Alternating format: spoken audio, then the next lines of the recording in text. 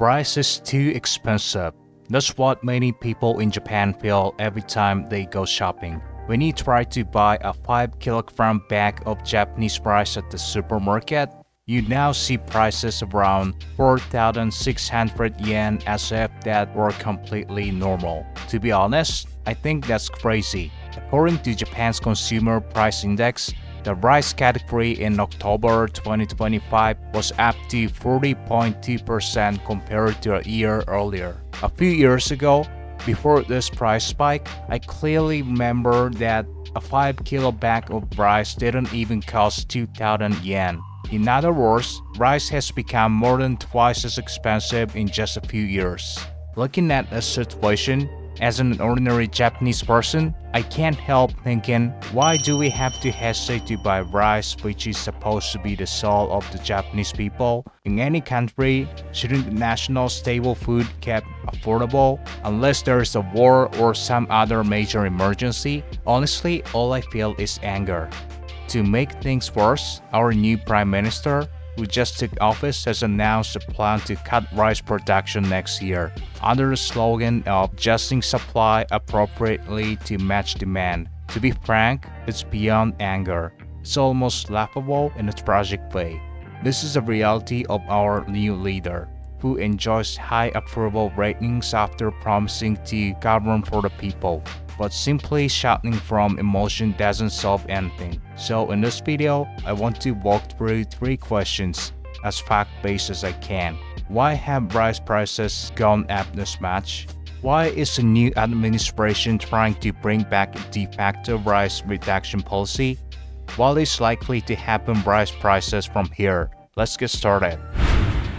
Why have rice prices risen this far? There are of course many factors, but broadly speaking, 3 main reasons are often pointed out. First, the record-breaking heat in 2023.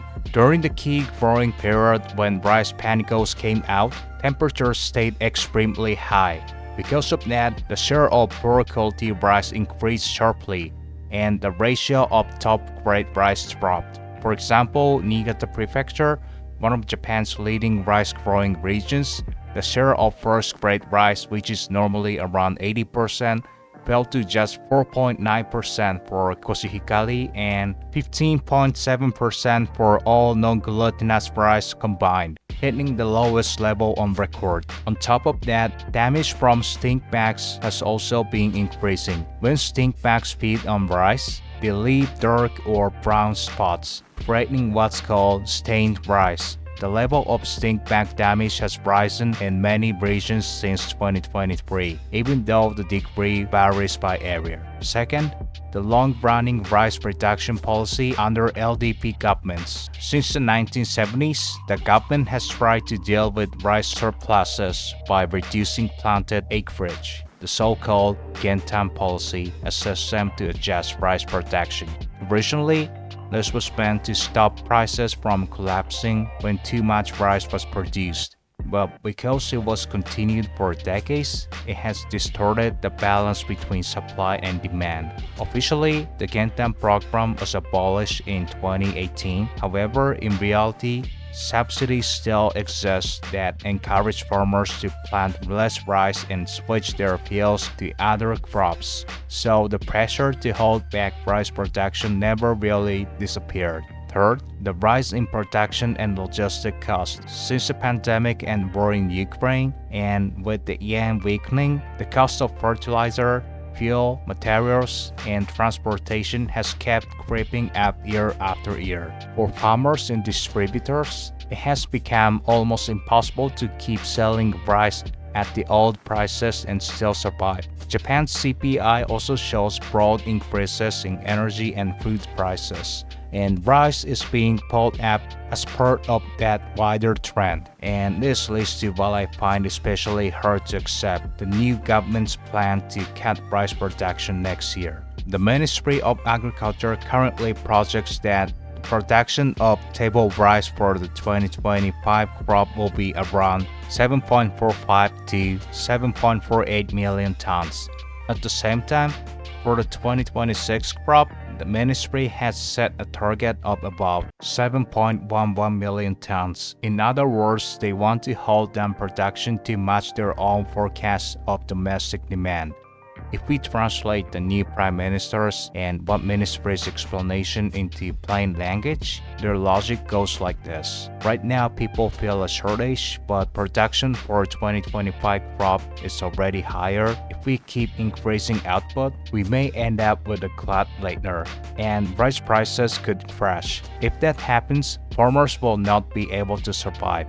So we should bring production back in line with demand to stabilize prices and farmers' income. On paper, the logic sounds coherent, but I think many people feel a strong sense of disconnect here. Something like, wait, rice price is already too expensive and we're struggling now.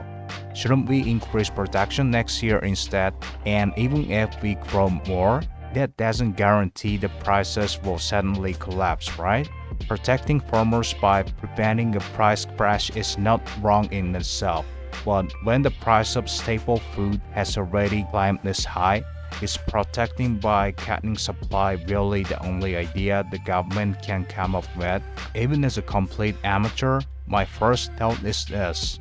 Why not increase production next year and use any surplus to rebuild government reserves, and especially after they just released so much stocks this time? That way, the government could manage to at least supply more flexibly. Is a production cut really the best policy we can come up with? As an ordinary Japanese citizen, I can't help feeling deep doubt and frankly anger about this situation. So what will happen to rice prices from here? Some economists and research institute argues that because the 2025 crop is larger, and private inventories are expected to build up in 2026, supply and demand alone point toward prices gradually coming down.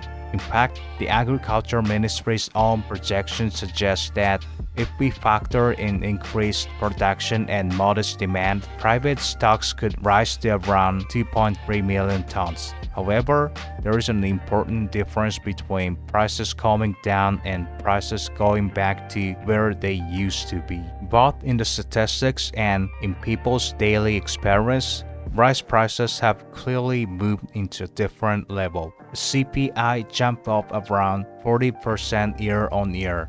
It's not something that simply goes to minus 40% the next year and returns to everything to normal. Real economies just don't work like that. On top of that, companies and farmers have already reorganized their businesses around high-cost structure. Electricity, labor, fertilizer, fuel. Unless all of those really come back down to previous levels, the best cost of producing rice will stay higher. Even if we have a bumper crop and inventories grow, making rice somewhat more plentiful for a while, there isn't as strong incentives to push retail prices all the way back to what they were before this spike. So yes, rice prices may fall somewhat from today's extremes, but in the near term, I think the chance of going back to pre-spike levels is quite low. Just as a side note, in recent Japan-US tariff talks, in order to secure lower tariffs from Trump administration, the Ishiba government reportedly agreed to expand imports of American rice by around 75%.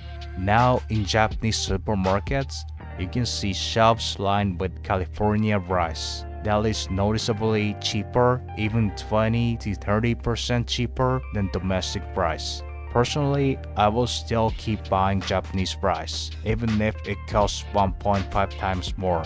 I want to support Japanese farmers, but sadly, I know many people will not be able to make that choice. I sincerely hope that one day we can once again eat plenty of Japanese rice at reasonable price, without having to think twice at the checkout.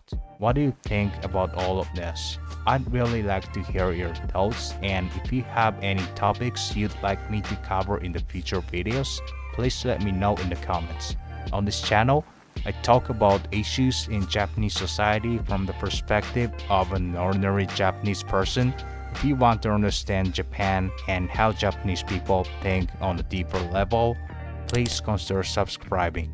Thank you for watching, and I'll see you in the next video.